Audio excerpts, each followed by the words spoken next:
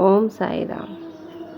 श्री साई सच्चरित्र अध्याय 5 भाग 3 अन्य संतों से संपर्क। शिरडी आने पर श्री साईं बाबा मस्जिद में निवास करने लगे। बाबा के शिरडी में आने के पूर्व देवीदास नाम के एक संत अनेक वर्षों से वहां रहते थे।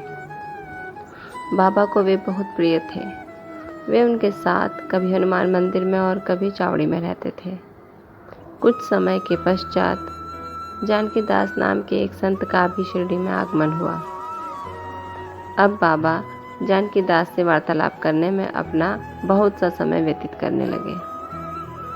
जानकीदास भी कभी कभी बाबा के स्थान पर चले आया करते थे और पूर्ण तांबे के श्री गंगागिर नाम के एक पारिवारिक वैश्य संत भी बहुधा बाबा के पास आया जाया करते थे।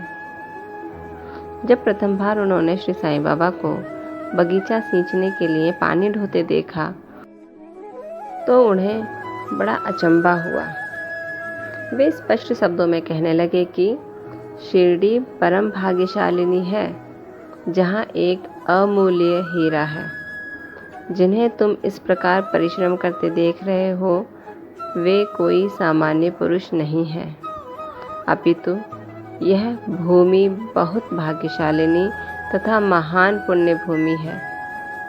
इसी कारण इसे यह रत्न प्राप्त हुआ है।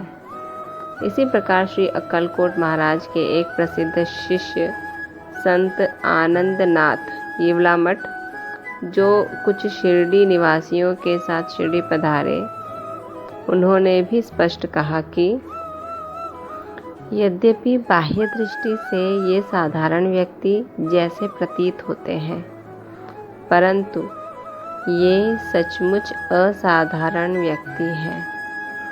इसका तुम लोगों को भविष्य में अनुभव होगा। ऐसा कहकर वे येवला को लौट गए। यह उस समय की बात है जब शिरडी बहुत ही साधारण सा गांव था और साईं बाबा छोटी उम्र के थे। ओम साई राम। बाबा के बारे में पहले ही महान संतों ने भविष्यवाणी कर दी थी कि ये कोई साधारण मनुष्य नहीं, अपितु कोई दिव्य शक्ति महान आत्मा है।